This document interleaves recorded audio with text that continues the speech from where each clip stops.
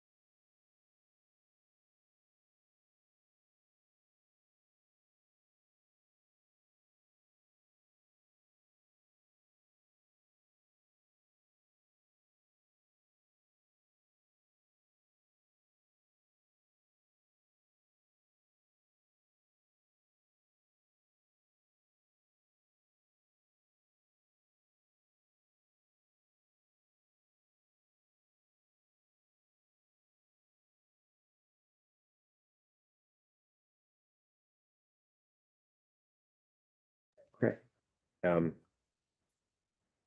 If there's no questions about the list, I'd entertain a motion to move the license applications as presented. I'd like to make the motion to approve the liquor license renewals as presented. Applications as presented. I'll second. Moved and seconded. Any discussion? Any, are there going to be any anybody recusing themselves from any one of those? If not, all in favor, say aye. Aye. Aye. Aye. I believe that was 5-0. Okay, Scott, we're moving right along. We have to sign the town roads and bridge standards compliance certificate. You're gonna do the vending license first? Oh, yeah, I checked it off and before we did it and I fooled myself. You're just speeding along tonight. Gotta be more efficient tonight. It's No one fixed gets, now. okay, so. We were muted, but. Yep. Yeah, we are not muted in. So there's a seasonal class one renewal from Main Street Decor, 4919 Main Street. They have the shaved ice cart and cider donuts they do in the fall. Same as last year. And they're paying a $500 fee for that.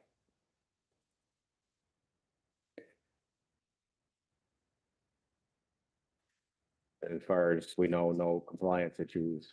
That's correct. They were doing other stuff out there too, like hot chocolate and like how specific do they have to get with? They don't, it's just as a courtesy, they're saying shaved ice and donuts, but. That's usually during special events. The hot chocolate and I think the parade, right? The tractor parade. Well, I'll move to approve the seasonal class one renewal for Main Street Decor LLC at 4919 Main Street. Second. Moved and seconded. Any further discussion? All in favor, say aye. Aye. Aye. That's 5-0. Congratulations, you're back in business. Now, moving right along, we'll jump down to agenda item 8. No, agenda item number 7 is the town roads and bridge standards compliance report. Yeah, and this is something we do annually for V-Trans. We have to certify that we're in compliance with the town road and bridge standards, and we have a network inventory. And then secondly, we have to also, it says we have to adopt the standards again, which doesn't make sense to me since we've adopted them, haven't disadopted them.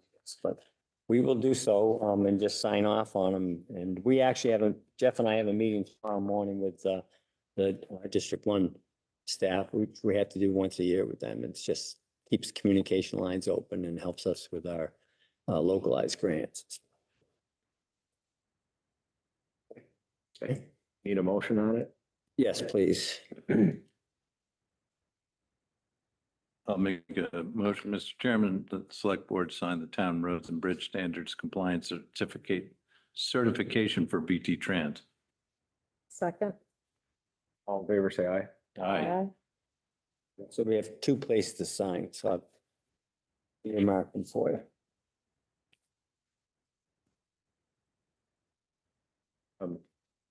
I'm gonna go ahead and let everybody sign this before we get into the next discussion item, because I don't want anybody to miss anything. So just rush through this.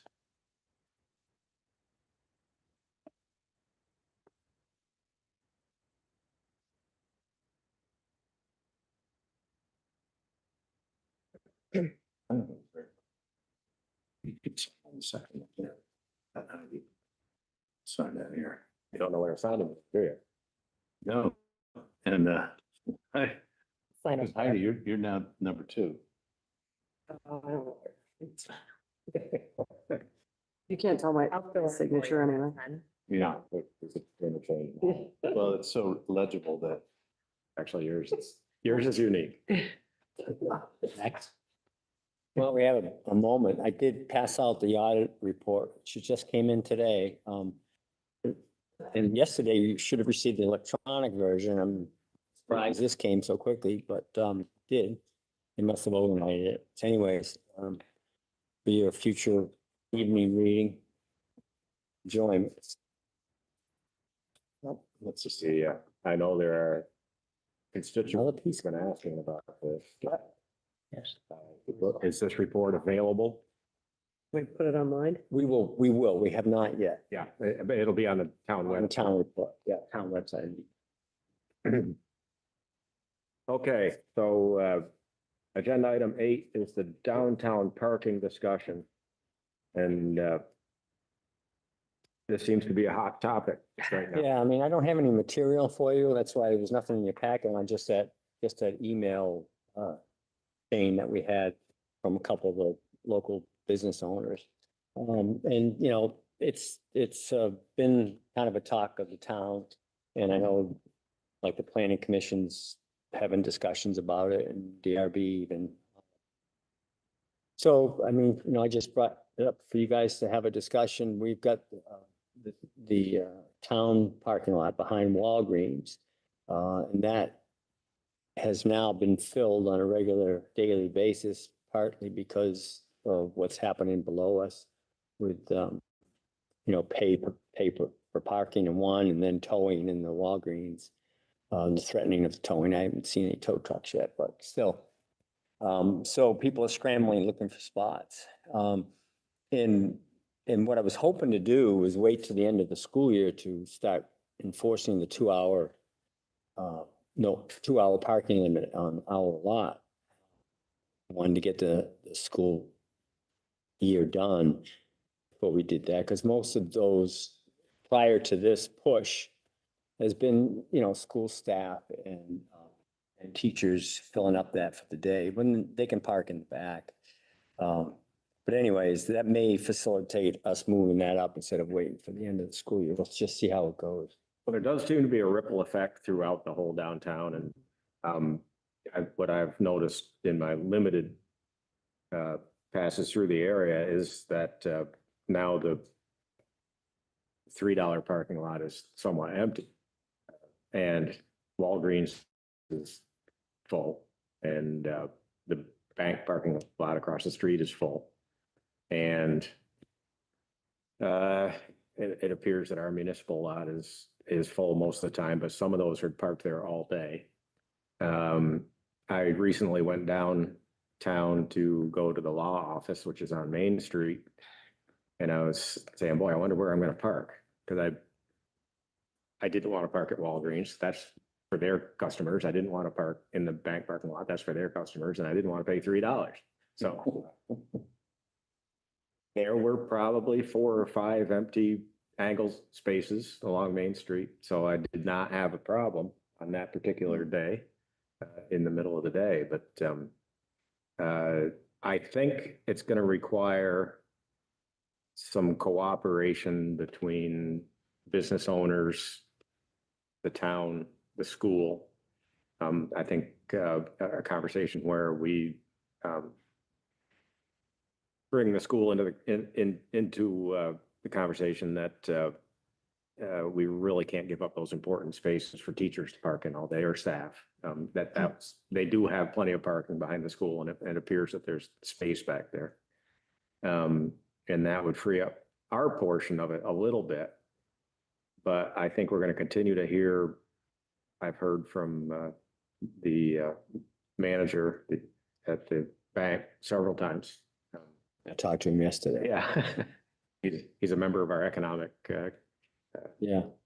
advisory committee also, but very nice about it. But I was wondering if there's something the town can do, because there's people that park, and I witnessed it. People park in the bank parking lot, which clearly says for community bank customers only, and walk in the other direction. And then their car sits there. There's a lot of out-of-state plates. And people don't know. I mean, they don't know where to park. And it brings me back to a conversation that Greg brought up, and Greg, maybe you want to be the one that talks about this, but we used to have park and walk signs around town. And there may be a way to try to direct people in this world. I don't know for sure, but maybe there's a QR code on the sign, and you look at it with your phone, and their phone can direct you to municipal parking or places where parking is available. Seems like it might be. On another note, as I've been trying to figure out, somewhat of a pharmacy solution, I went into Walgreens and I spoke with the pharmacist there as well as the general manager of Walgreens. And they're actually more concerned about the parking for the additional staff that they're going to need, which brings up the point that if the front of the store is technically for their employees and their patrons, but let's just say they said it's, we want to use the front for our patrons and we want to get our staff in the back, if we're going to start enforcing a 2-hour minimum, if there's perhaps parking in the municipal lot, that's gonna make it a little bit difficult to work there. Yeah. So that's just one. No, and that's a good point. I mean, we've always attempted through the permitting process to indicate spaces as employee parking that are not the most obvious or maybe in the back part of the lot. And so that may require some sort of a shift where the school staff uses their parking lot, which seems to be adequate, more than adequate, to free up some spaces out behind Walgreens for employees so that patrons can park out front. There's employees of restaurants too, in the same situation. Yeah. And I think they were maybe taking up some of the spaces that are now paid for parking Mhm. because you get out of work late at night, it's dark. So my actual question was, is even our space, is it well lit at night? Very, I haven't had a chance to check that. But there will be people getting out of work, at 10 PM, 11 PM maybe, that are gonna also be parking out there. It's, from my experience, it's pretty well lit. I also did notice that a couple of the tenants from Green Mountain Village, right? Is that what it is? That space That where the one. pay for parking is, that if you are from what I understand, if I understand this correctly, if you are patronizing one of the businesses that's in there, you don't have to pay. And that. I have read that. Yes. I don't know how you manage I don't know. that situation. I don't, That employees I don't know if of that the applies to stores and patrons of the stores won't be charged. Right. Um, That seems tough to enforce. yeah. I mean, because I went to get my haircut and he had just posted on Instagram. He's like, I repeat, you do not have to pay if you are getting your haircut. So I don't know if that's an individualized thing or if that's just, but you're right, the parking lot in large part is barren most of the time. Empty. Well, a $3 per car sign will do that. And unfortunately, it shifts it onto the neighbors. We've seen this in different places throughout town. There was a place in the depot that was always a problem. Doesn't seem to be quite as bad these days, but the properties have changed ownership. I have a question. Yeah. So what, if anything, can we do about, well, let's say we don't want this to be, if we didn't want there to be paid parking and we wanted to figure out a way to have it be equitable, is there something that we could adopt? I'm not saying that I agree or disagree. I'm just wondering just if there's anything that we could have in either our ordinances or, some sort of. You mean to prevent him from charging on private property? Private property, I don't think so. We brought up that we- conversation too. Yeah, we've had this discussion, Greg and I have, and others, and if the question was asked, if you're changing your parking lot, which is part of your permit, to an actual business where you're charging for parking, does that trigger the need to change your permit or to get a new permit? I don't think it does under the ordinance as it exists now, but it raises the question that you just asked. If it's actually the creation of a new business on the property. And I don't know, I didn't research it. I don't know if there's any law that speaks to that, but it'd be pretty easy to get an answer And- probably. Maybe this is a different time, but I believe the same landlord implemented this back in 2022. Mhm. It lasted, I think, about a month Yeah. before the pushback or whatever brought them to take down the sign. And now we're revisiting it 3 years later. On your point, I would question, about the business. You could also say, what if you were a hotel and you're charging self-parking versus valet. Is that making a business out of it as well? Well, I guess if it's part of your business model and you've got a permit to run your business there, then probably you're okay. To take this to its most logical extreme is that somebody could buy a parcel downtown, build a parking structure on it and charge for people to park in it. And that would be the actual business that supports the property. So this falls somewhere in between, and I don't know where the line of distinction is from a legal perspective. But I suspect, and I'm pretty sure that under our ordinances as they're written now, there's nothing to address whether or not you charge for parking.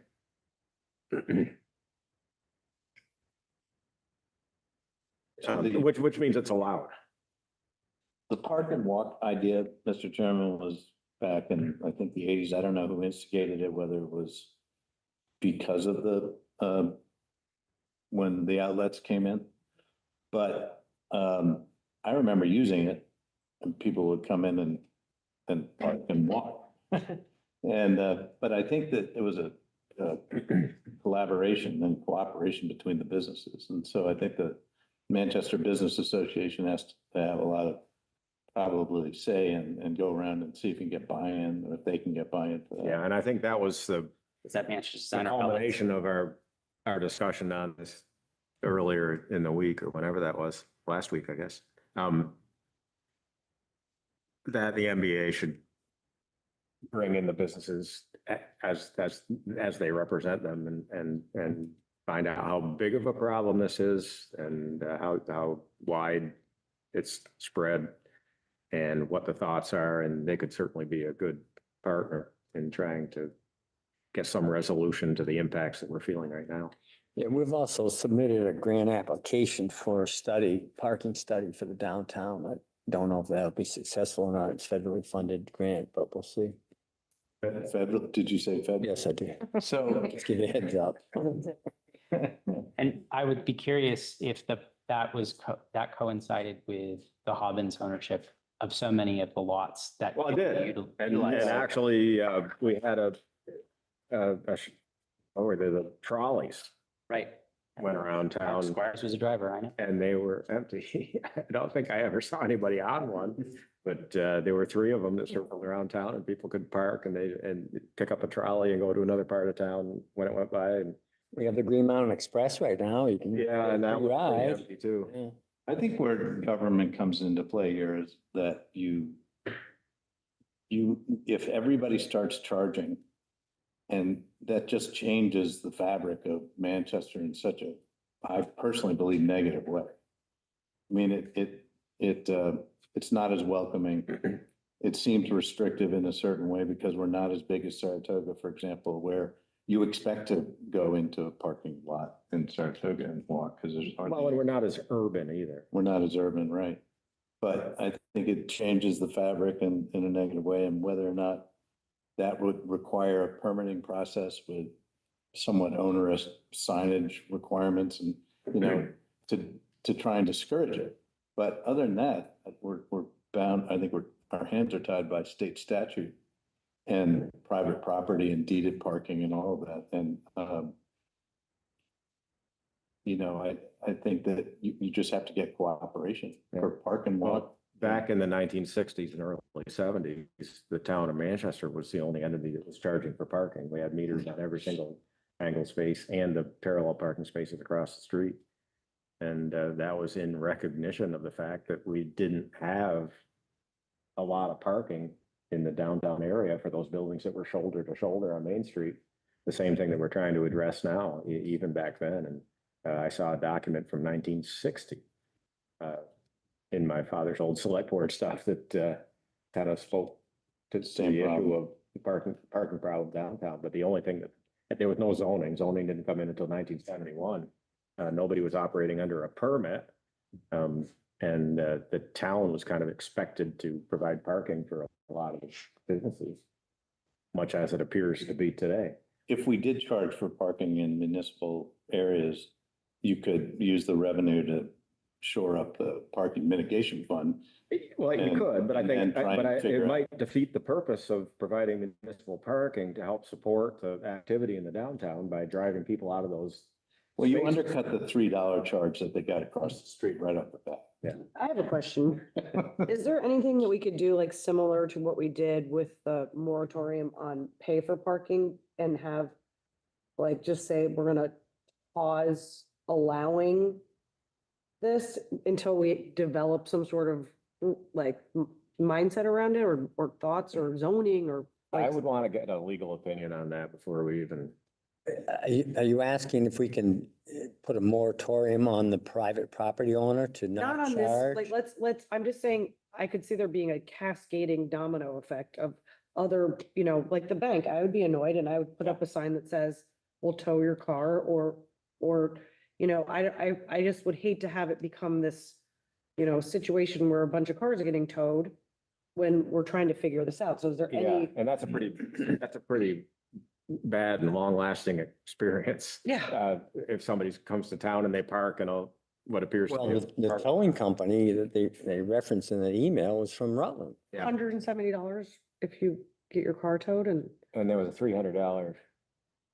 It was a lot of money. yeah. It wasn't just the towing fee. Like, I'm happy to hear that we're hopefully applying for or able to, I mean, who knows if that happened? Because I think, you know, when we had the discussion in the last meeting and you said at least one member of the board doesn't necessarily think about parking, I say this is where the discussion needs to go.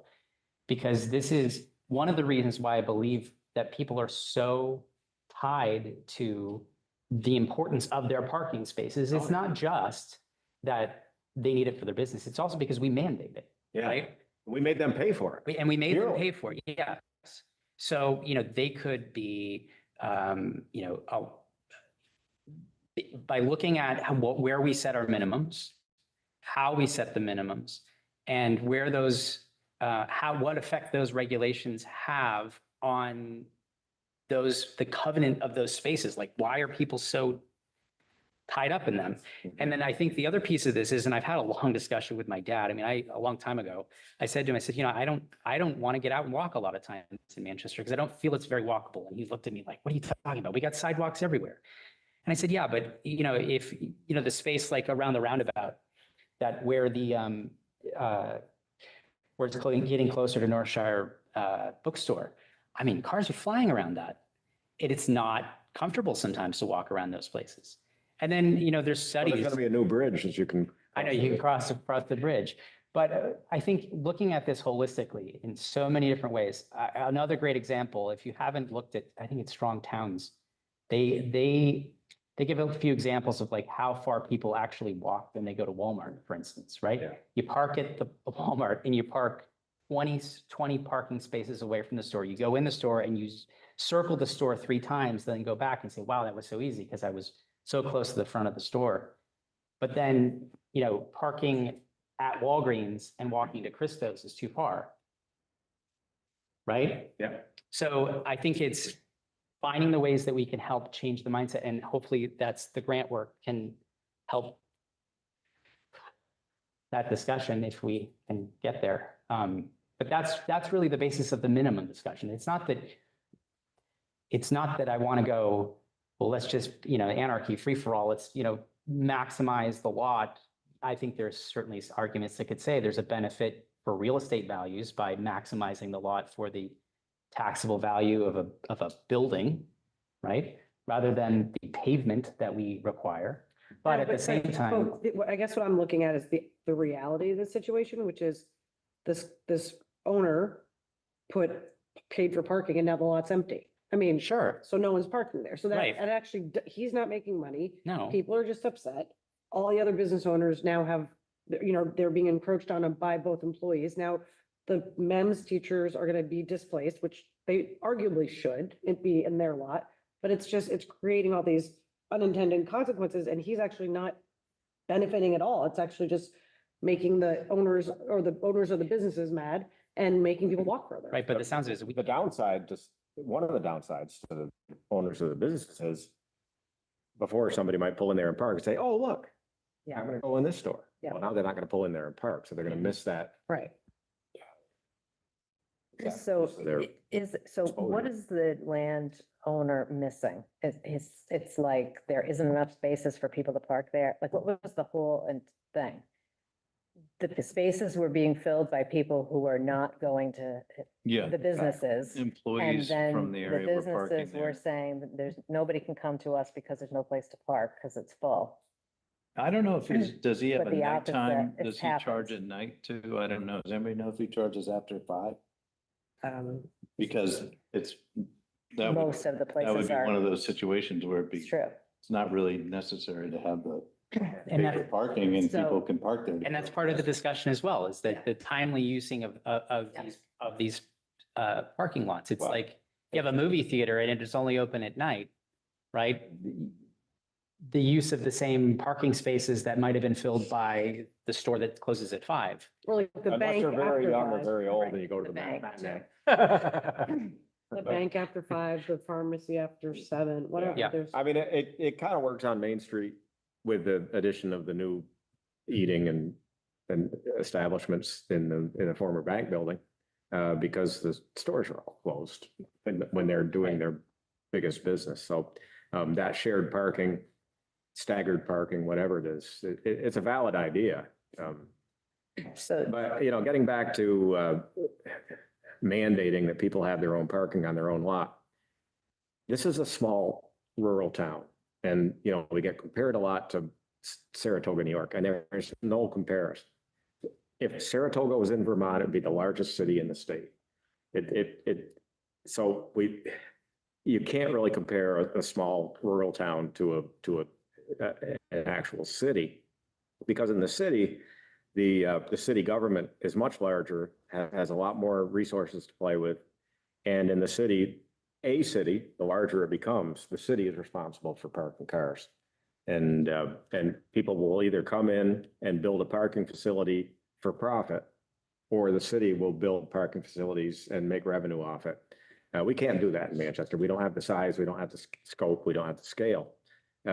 So the only way to make this work is to have the individual businesses provide parking for what their needs are. Where it doesn't work is where we have historic buildings that cover the whole lot, and that's what gets us into this whole mess. And I love that part of Manchester. I don't want those buildings to disappear so we can make a shoebox-sized building with parking spaces.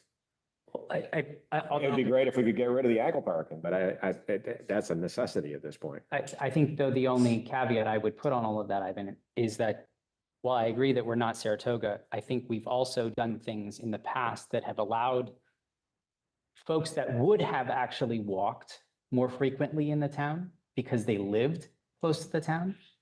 We have, based on our allowance for, look at how it's creeped up Richville Road for professional use of single-family homes. Main Street from the library to Brewster's Funeral Home, like how many of those were at one point single-family homes or multifamily homes that are now office buildings? So, we've allowed ourselves to spread, which requires us to drive cars. Whereas, my dad would have, yes, in the 60s, walked from his front yard across from, McDonald's and gone to Price Chopper or something like that, right? Price Chopper wasn't there. Right, yeah, it was a field for baseball, I know. But my point is It was a that wet- there, it was a people were wet field. more centralized, right? And we've allowed that spread based on, zoning requirements over the last 10, 20, 30 years. And now I live on Wide Awake Road. I have to drive. You live near me. You have to drive everywhere. You can't walk to these places, Well, which, you could, but it was quite a. it'd be a But- haul. But a No, lot of those I- families are, misplaced now from being able to do that. Yeah, so there's the problem. We're small and we're rural and we're spread out. So we have to drive and because we're spread out, we have to drive from one place to another. And there may not be an opportunity except for a very small portion of town for combined parking and people. I see a lot of people walking, so people do, but getting back to what Greg said, if there's some way to try to encourage that and make it easier for people to find parking so they can do that.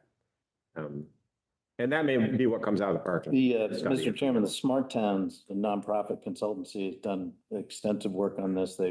And I know Gordon has talked to them and basically, if it's a matter of scale, yeah, we're not Saratoga, but the downtown area, for example, could be, used as a area where you could either reduce or eliminate parking minimums. And the reason that would be the case was that you open up opportunities for some smaller stores, for example, that don't have any parking almost. Paul's building and next door have limited parking behind, for example, and rely on the front.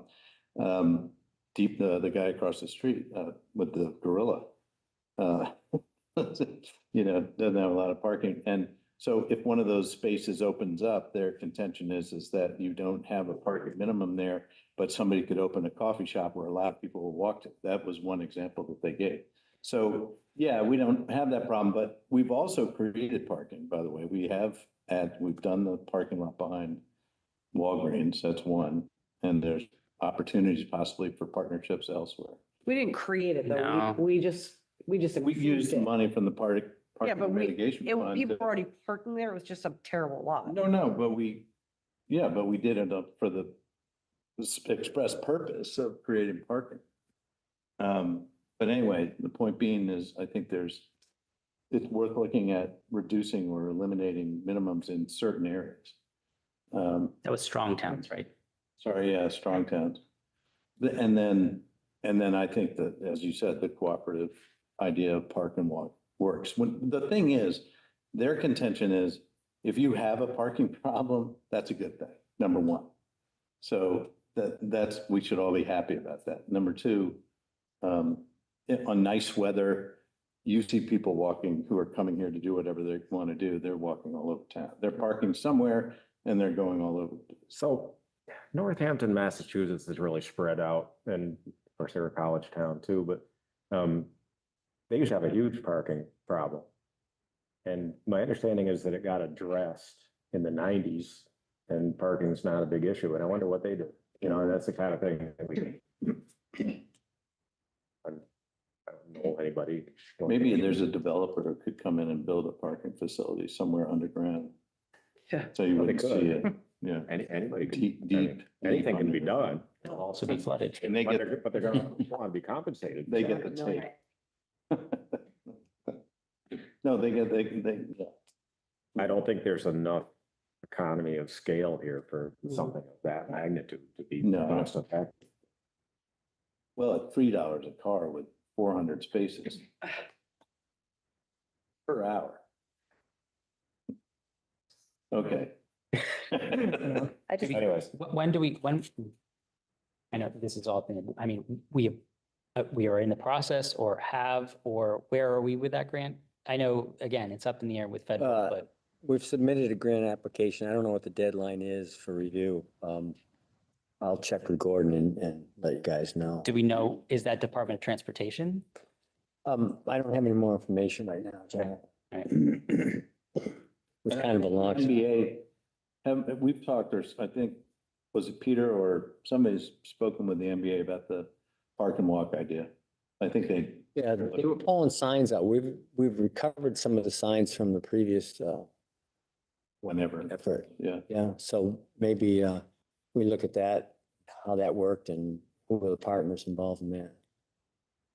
So are we trying to facilitate a conversation? Is that kind of where we are with it? That's the next steps, yeah. We'll get MBA pulled in and the business owners too, I think, because their employees are parking elsewhere too sometimes. well, it's in my experience, it's frustration that boils to the point where these kind of things start happening, and what we're seeing is the symptoms, but we need to get to the root. What is causing the frustration to begin with individual property owners and their parking facilities, and that takes conversations. But I think having the MBA involved will be very helpful in the short term. Yeah. Anybody got anything they want to add to the discussion on downtown parking? Seeing or hearing none, we'll move on to the next agenda item, which is town manager updates. Got a few added to that list too. And we're working with this stone bench project, this carving studio and sculpture center. They do these wonderful stone benches, and they have worked with local students. And we're been lucky enough to been chosen to have one done for this summer. They're gonna be working on it June 23rd through July 3rd. Though we haven't chosen a final resting spot for this soon to be completed sculpture, but we're looking at maybe Adams Park or something like that. So local students can get involved, especially if you're interested in this type of work.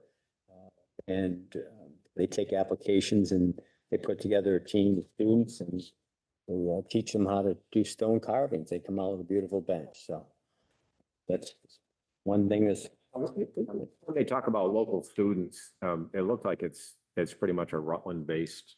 It is Rutland based, but BBA students, for instance, can sign up. Will we put something on the website about that so people know? We can, Greg, yeah. I haven't got that far yet, but Of Katie's awesome designs. I think it's a cool idea. It's great. Yeah. Because we're at the convergence of the slate and marble valleys. Stone Valley Byway. Town clerk vault storage, Anita's working on expanding the vault space in there. She's gonna put in new shelving, some new construction and rearranging things, and we have a company coming in to do that. Did you want to talk about it anymore? No. So I just wanted to let you know that she's working on that. There's gonna be a lot more space in there when she's finished with it. It's great. Paul Carocchio's development, you've got a copy of the email that he sent. And we've had some discussions about the project. Eric Severance and myself and Chrissy Haskins have had other conversations about it. And what we're trying to do now is prepare a response for Paul and try to figure out what we need to develop for future development down that road, not only for his possible development, but anything else like on Airport Road or whatever else might be coming down the pipe. So Chrissy's working on that right now. I'll have some more figures and numbers for you later on. I can give you a quick update on that discussion. Yeah, so we're gonna need some things like a wet well. We might use some modulars to allow for future expansion development. We'll need like a generator. We might need an expansion of the town right away for an added modular for the wet wells. Some hatches might have to be raised above the BFE base flood elevation. But we don't have any, engineering or design plans yet. So, I mean, all these things are coming. Chrissy's calculating, like I said, the flow capacity and the wet well needs right at the moment. So I'll get back to you when we have more information on that. Did you have anything that you wanted to add at this point, Paul?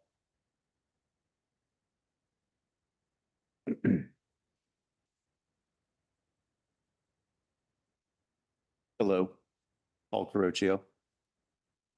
I'd like to add a couple things, general comments. I brought this to the select board's attention on October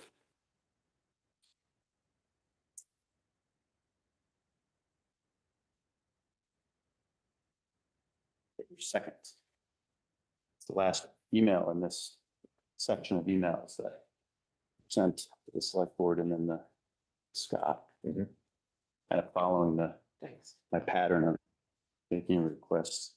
If you look at the last email sheet, starts October 2nd 2024, around October 1st, you had a select board meeting and listened to a really good presentation by Chrissy, asking about expanding the wastewater system down Richville Road in different phases and with different costs. I was at that meeting and I followed on the next day, excited to hear that after you had adopted and recorded a town plan in 2017, in May of 2017, that said that was the top priority of the town's health risk to resolve the sewer line through Richville Road in order to protect the town's wellheads. I waited, well, now 8 years and patiently watched sewer mains go up Main Street, water lines be put in and extended with higher pressure to reach, don't look like they're being built on Main Street. And now on October 2nd, made a pitch that our team would provide capital at $400,000 to pay for or towards the first phase of this sewer expansion on Richville Road. I didn't get any response from anybody, including Scott. I put it towards Chris Panessi and followed up with Chrissy Haskin to see where things might be, and waited patiently through the holidays thinking maybe that was what was going on, and listened to the Housing Task Force identify our property as one of the priority places in town. And now it's ended up under the BCRC's town plan suggestions as a definite place for doing residential housing. So I'm here on April 1st, 6 months, 5 months later. And Scott just told me that they're working on it, which I think is a blatant disregard towards the Housing Task Force initiative to look for solutions for housing in the town. We've proposed 43 units, and we've waited 8 years for the sewer main. And we bought the property on the basis of the town plan. And I don't know if you've recognized, but in the town of Bennington, they're being sued over the fact that they didn't follow their town plan. And it's at the Supreme Court level. I think you should take note of that, because there's bigger people than me out there looking at that as a way to solve municipalities progressing. So I'm here disappointed. I think the Housing Task Force has done a great job trying to figure out where to do housing. There's another project that the town has put towards the community to seek RFPs for the town property out at Airport Road, which is not in the BCRC's town plan as a housing targeted property. I don't know where you're at with that as a select board or the Housing Task Force. Not many people attend those meetings. So, but I've read the minutes. So I'd just like to say that I think unless you're purposely squelching housing being developed in Manchester, I don't know what other thing could be more important. And I've offered $400,000 to help with this list that Scott just listed, which I don't think equals 400,000, but I'm no engineer here at the podium. I mean, first of all, I appreciate your offer. It's really 235,000 because 165 would have been the connection fees anyways. So it's 235 above the connection fees. And it started out as 78 units and now it's either 43 or 45, depending on how you add them up. But there's no, and I understand that there's always a question as to what do you get accomplished first, because you're looking to spend a tremendous amount of money to develop the property. And you need to get some kind of commitment on these issues before you spend the engineering and the money that it takes to get your permits. But these numbers also could change drastically before that is submitted and approved. In the meantime, we have the priorities for projects changes based on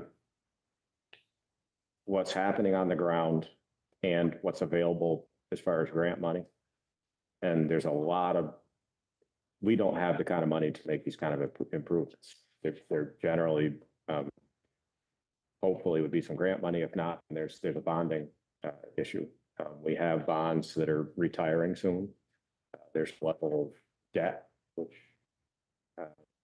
is considered to be acceptable for a municipality of our size. We're not bumping up against that, but I don't want to bump up against that. So it requires research, and we're doing that research about what the ultimately will be the needs, the demands put on that system by not just your proposal, but other proposals. And there are other proposals in the area that have not come forward yet, but of which we're peripherally aware. And so we need to look at, what will be the impact of Airport Road? What will be the impact of picking up the properties south on Richfield Road? And we are continuing to research that. You can rattle your saber all you want, but the best way to keep this moving is to do exactly what you've done. Bring it back to our attention. Tell us that it's important to you. The fact that it's important to you makes it important to us, and we'll get some movement on this. I appreciate your bringing it back to the top of the list as far as what we have to address. We have a lot of things on the list. Wasn't part of the, I think Green Mountain Estates, we weren't going to be able to do anything until that was addressed and. Well, that's a big piece of this because And that pump station was then updated. the original As part of permit for the that. property that Paul bought was Yeah. for, it wasn't 10, it was less than 10 residential units. And that was going to gravity feed to that pump station, which couldn't Right. handle it. Right, And that was going to pump to Lincoln Avenue right. and then go back to the. And I thought Plan. that the delay At that in point, this was because of that. There were two problems. Yeah. We had an existing situation with a privately owned sewer pump that was now going to be somehow utilized by and they got their permits. I mean, they had permits in hand. And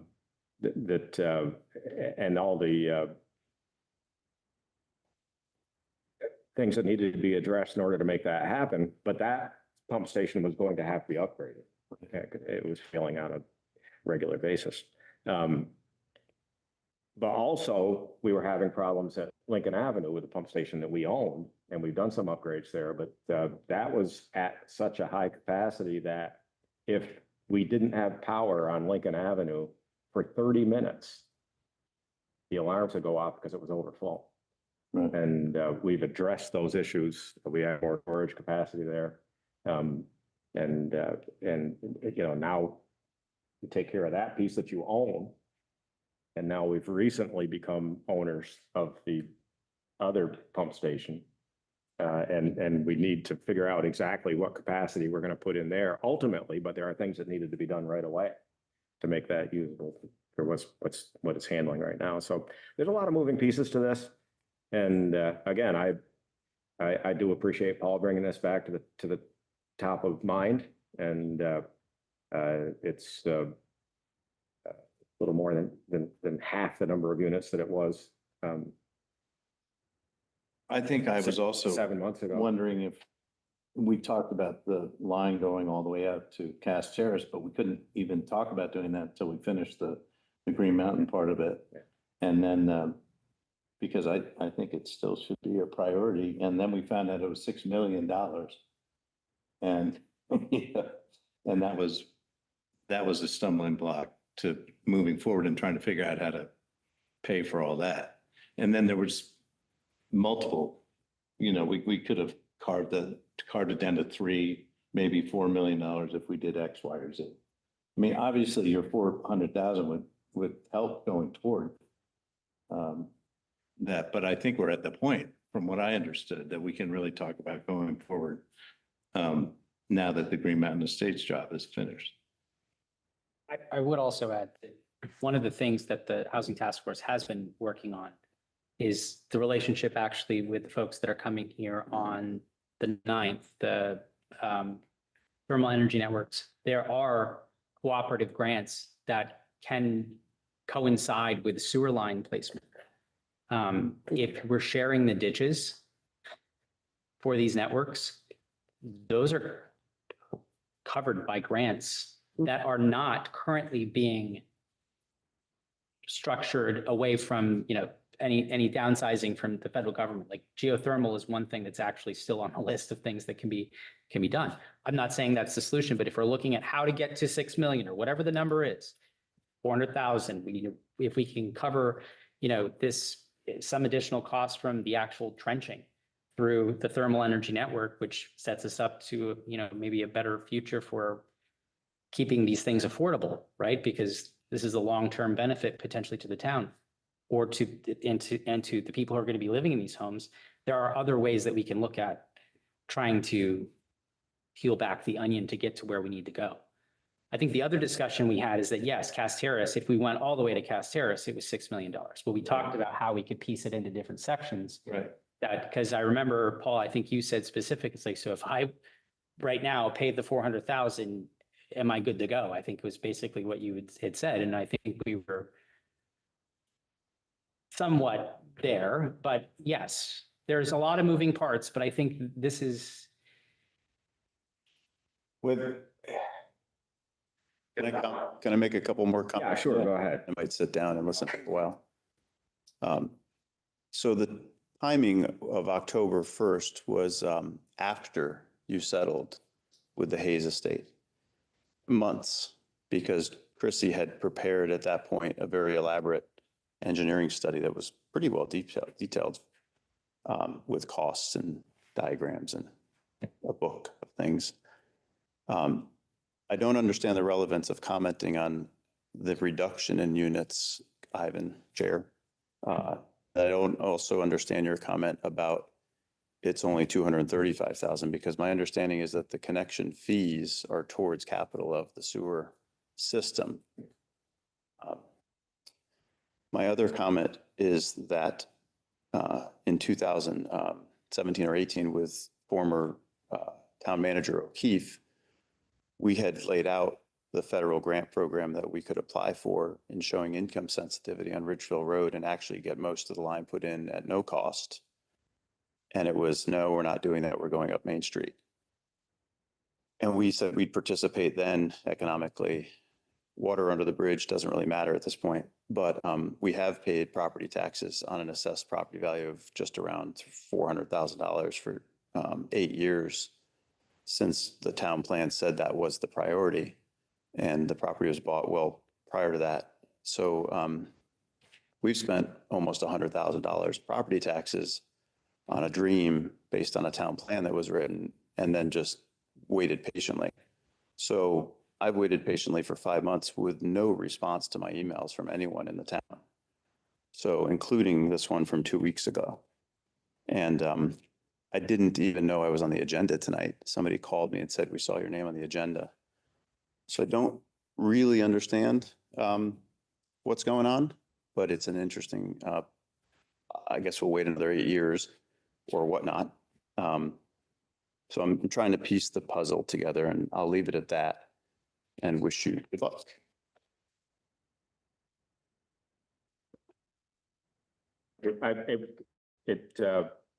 We were given the email chain electronically in our packet. So I can't tell if it goes all the way back to the October 2nd, but the more recent information and from reading that, it looked like you had conversations with Chrissy and Scott along the way. So in reading the email chain, it sounded like there were ongoing conversations and that you were getting some answers, and this was your on the March 18th email that you just gave us, which I think corresponds with what we have in here. That this was your latest update, and I didn't realize that there was a level of frustration that you weren't getting any answers from the municipality. So I apologize for that. Yeah, I think this is a very substantial, represents a substantial investment from you. And we need to take that under consideration and to try to be more timely in our responses. The first that I saw of this email exchange was when it was added to the agenda last week. So I mistakenly understood that there had been ongoing conversations.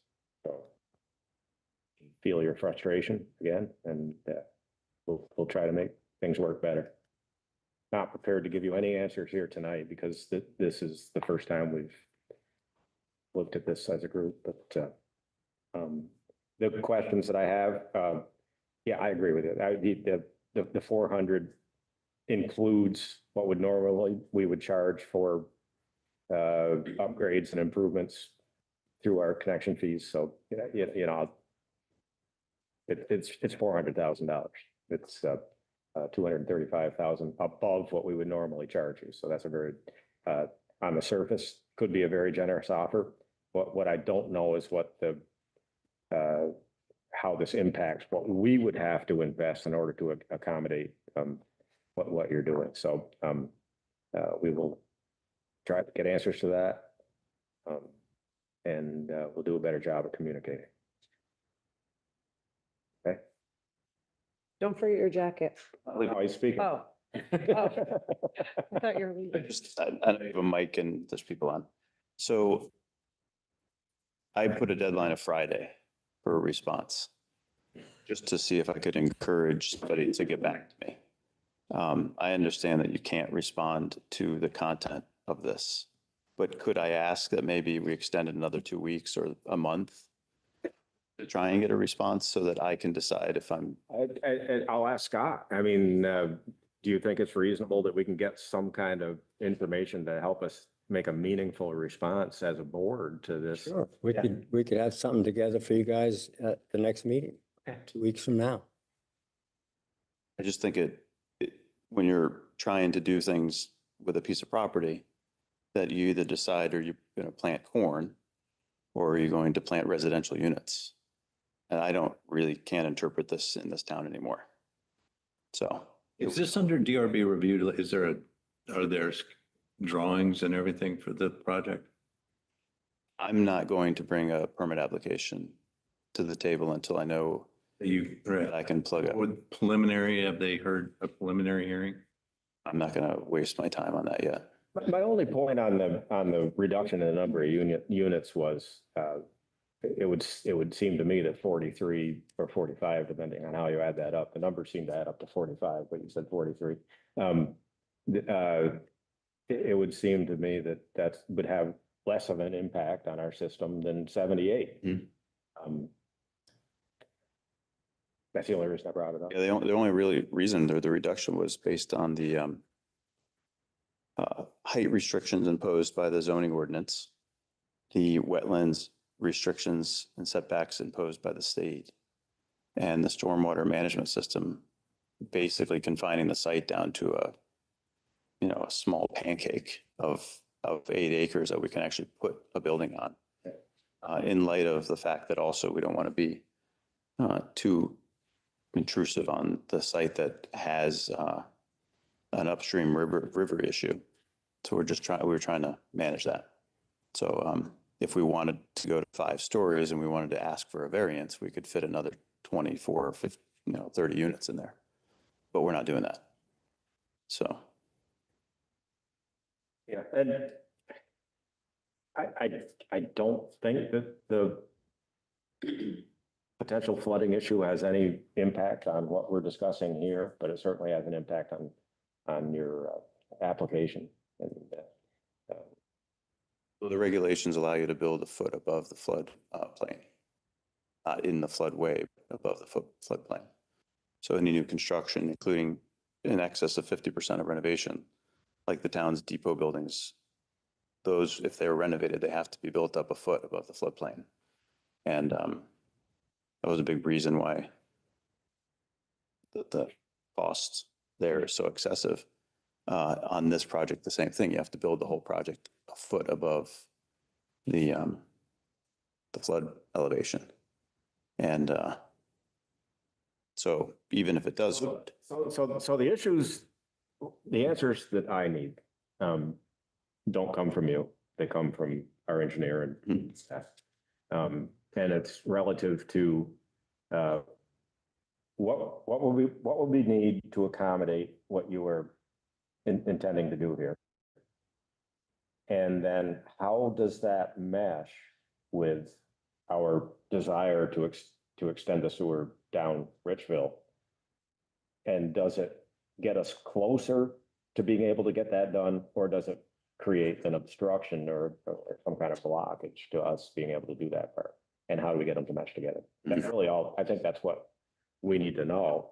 And then there needs to be some numbers put to it so we can digest your generous offer to see if it gets us to a point where we think we can manage that and make it work. and I think just a response with a time frame would help and a dollar amount. Like if you said it was not 400, it's another number. We're in the dark. At this point. Let's call it 400. Because Wouldn't, that's what it is. I was merely saying this 235,000 more than what you would have to pay as per the regulations. we're happy to pay 165,000. But we're offering 400. So I don't, All right. Can you offer more?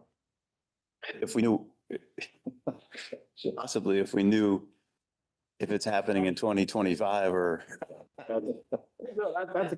That may or may not be a conversation that we have in the future. I mean, if we find out, oh man, we gotta spend a lot of money in order to make this work for our system, then we'll talk as to whether or not that's the right number, but we know that there's a number that works. And it will make it work for both of us. We just don't know what that number is. and I've said this often, you know, when we put in our proposal to the town for the use of the 60 acres, we were just trying to be a catalyst of progress. This is all I'm doing here. There's a lot of other things I can do with my day, but this is fun to challenge you with what you have for tools. If you do come up with a number, I encourage you to flip that to the housing task force and say, hey, housing task force, go out and talk to developers and say, we can, if you do this, you can do your projects. I'm just trying to be the catalyst on this. The housing task force has any jurisdiction in, Conceptual. Just being conceptual, you have $6 million. What if there were 5 developers that put in $1,200,000 and solve the problem? They might have them out there.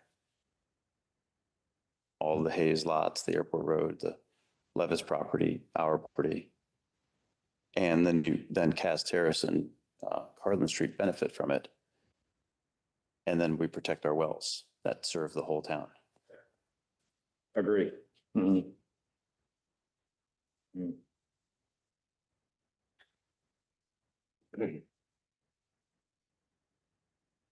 Other, Couple more. Yeah, sorry.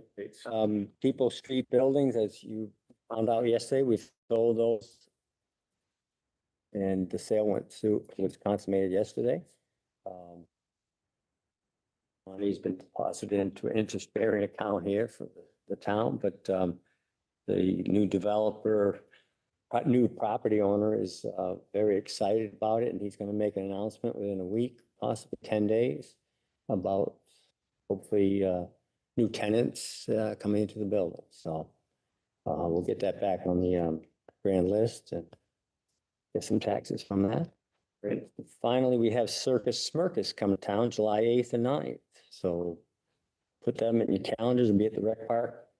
Like I said, July 8th and 9th, 2-day event. So get your tickets early. Do we have an executive session? We won't need it. Oh, okay. When we get to that point, I'll explain why. Okay. And that's it for your Yes, sir. updates. Is I have a quick question about so the proceeds from the sale. Did we talk about the funds from that or where that lands? The proceeds, what fund we? We have the separate account. No, we threw it into the CERC fund for overnight because it's the highest interest earning account that we have. Okay, But it'll be up to you guys to determine how to. yeah, I just want to bring that up. On the next agenda, there is the recommendation from the Housing Task Force. And that'll be in there, so. Okay. You're another. other business? Mr. Chairman, one thing I forgot last time we were together and Anita was here, I wanted to congratulate her on a very amazing election and with recounts and all the work you did. Because I was a witness to what that takes, and it's not easy. And I'm not saying it because of the outcome. I'm saying it because I thought you did a great job, and I wanted to publicly recognize you. Appreciate that. Yeah. However, I can't take all the credit. The Board of Civil Authority, the election officials in the town of Manchester are exemplary. Every time I go to a clerk's conference, I brag about our BCA. They can literally show up in minutes. Yeah. No, they are all fantastic volunteers. They're great. And, but you do an amazing job corralling them and getting them going in the right direction. You're welcome. I have one other item. Regarding our flag policy and what, we were talking about at the last meeting under other business. I did a little research and I know we talked about the need to try and prevent certain organizations and maybe individuals from flying flags on town property. Having done some research, there's something called government speak versus private speech or government speech. And it basically says that the government it distinguishes, between government and private speech, allowing the government to express its own views without the same First Amendment restrictions applying to private speech. And my feeling about what we went through is that I think the town should be allowed to, by proclamation, fly certain flags. I don't think it should encompass any flag that the town wants to fly, but taking the parks and rec flags that we used to fly over there into consideration, I don't see why those can't be flown under government speech and where it's heralding the name of the government entity or heralding the name of Applejack Field, for example. And I don't think it should be a problem if we're flying the flag of, by proclamation maybe, or approval by the board of another nation, like on St. Patrick's Day. But not to allow for individual groups or causes to fly flags on government property, which keeps out the ones that we were hoping, that we didn't want to see, in an effort to, I think pride flags and other flags that are showing inclusivity are great. We don't want the KKK, we don't want Nazi flags flying on town property. So this distinguishes between government speech and private speech, but allows for the government to express itself with messages that they deem okay by proclamation.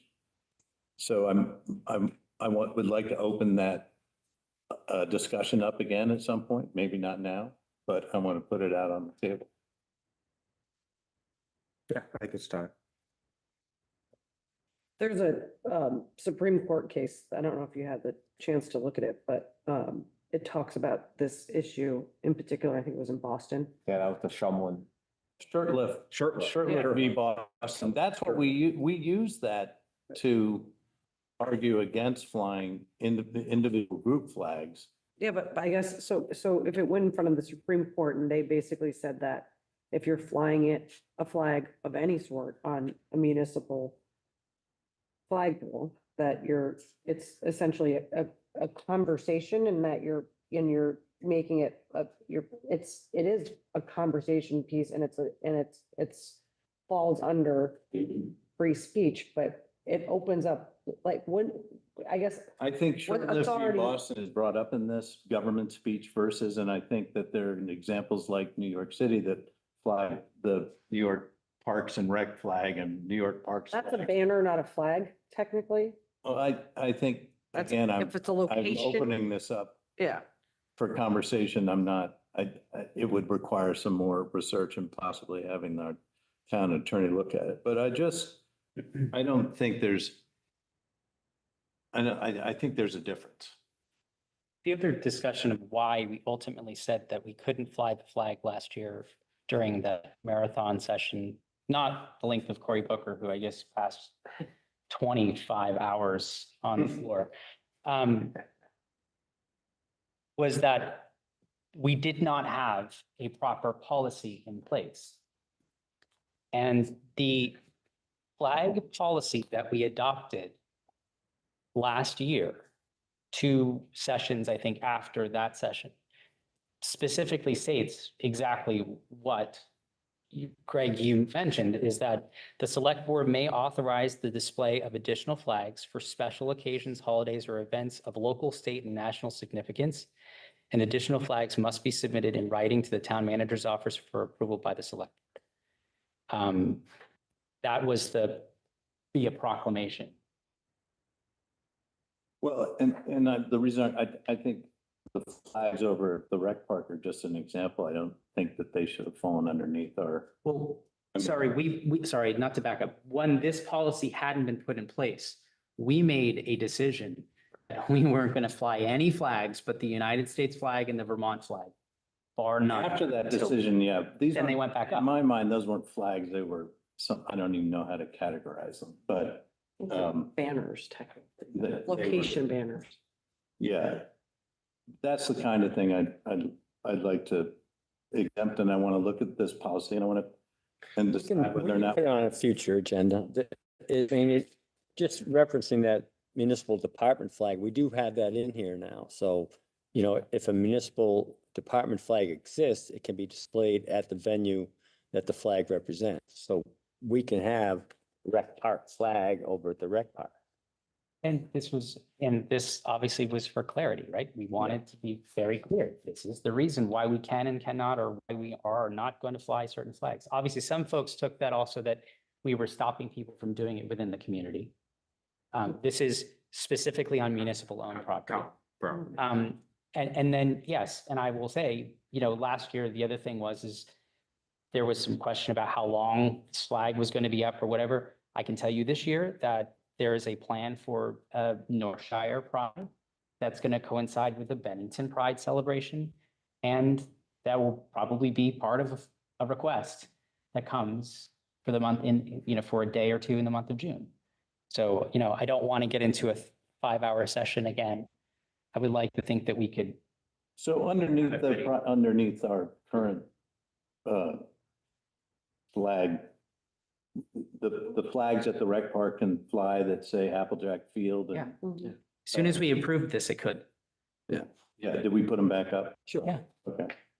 That's just one example I was using. Okay. But I guess where I get concerned is that if we start opening it up to, let's say, I don't know, any war-torn country, or, like we had the Ukrainian flag up, we've put the Irish flag. Inevitably, it's gonna be offensive to somebody somewhere in some community. So I just worry that unless we just kind of say, on municipal property, we're just not making statements and this is just how we're doing it. I worry that there's gonna be groups that we Well, there's don't. what was determined in the Shurtleff decision was that there are limits placed on government speech versus public speech. There is a line of demarcation. And some cities, Boston included, has designated a flagpole or a number of flagpoles that can be used for public as a message board by anyone. And I'm sure they have a process through which people would apply to have it put up there, but once you pass a certain line, it becomes public speech, and I'm not sure where that line is. Right. But And then, but I and who think, does, but I who think says yes or no? I think that our policy as it's written right now, doesn't put us in jeopardy, I think of crossing that I line. had to be reminded, Mr. Chairman, about the fact that we put that in there because I think I was under the impression we had taken those down. And We that did, Temporarily. temporarily. based on the decision that we came to at Yeah. the first meeting. And I think I think that pretty much works as is. It sounds like we have the ability to decide what flags we want to fly on town property, but maybe like you say, there's somewhere where we could. I haven't looked at it since we Flag. had that discussion, but there was a point when you crossed a line where it would be called a message board. And at that point, anything go, you can't restrict because of the First Amendment. So in other words, anybody that goes through. But I don't process. remember what, I'll send you a copy. I'll send you a copy tomorrow so you have that. And then if you want to add it for an agenda item discussion in the future, we could do that. Anybody out there hear us? The For the medevac grant money. helicopter is landing on the roof. So I'll get that, There's another I'll get that out to you landing tomorrow. on nearby, right next to us. it's usually not a good No, thing. not a good. Or they could be practiced at night. Can you share that out again? Did you ask that already? The flag policy? I'll send that to you tomorrow. That'd be great. Yeah. Because I looked for it. I couldn't find it. We did have some trouble finding that for some reason, but I Okay. do have a copy and get that out to all of you tomorrow. And if you want to talk about it in the future, let me know and we'll put it on the agenda. Yeah, I just want to review it and but it sounds, based on what I just heard, it sounds like a lot of my concerns were maybe tackled in the last meeting. You may have been the driving factor in that. Well, at least we're going to see it again. Any other business this evening?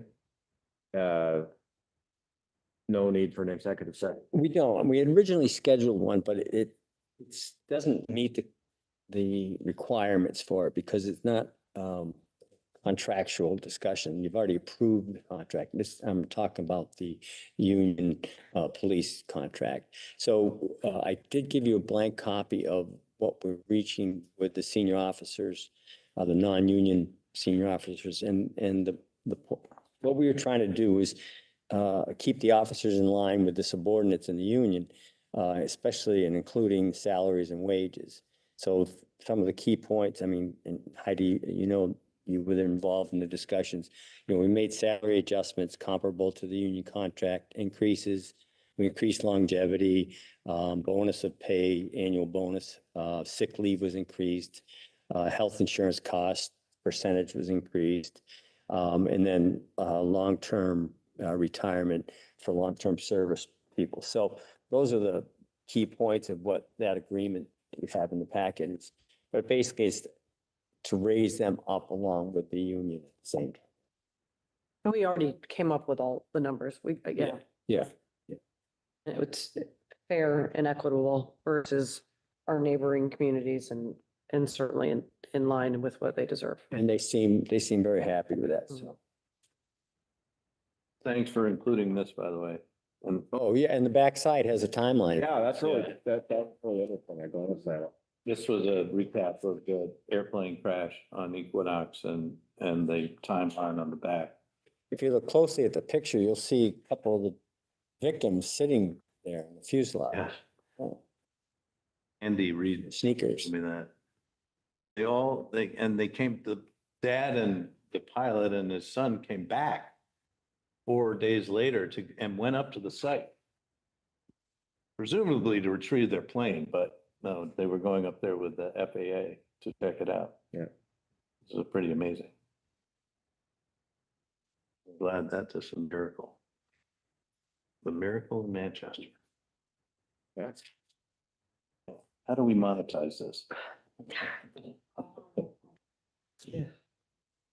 I think that might be a good place to stop before I I'd go like to too make a far. motion to adjourn. It usually comes from that chair, yes. Yeah. Gonna just keep it coming. Moving and seconded, all in favor, say aye. Aye. We are adjourned. Our next meeting, Scott, is 2 weeks from tonight. 2 weeks from 15th. tonight. 15th, tax day.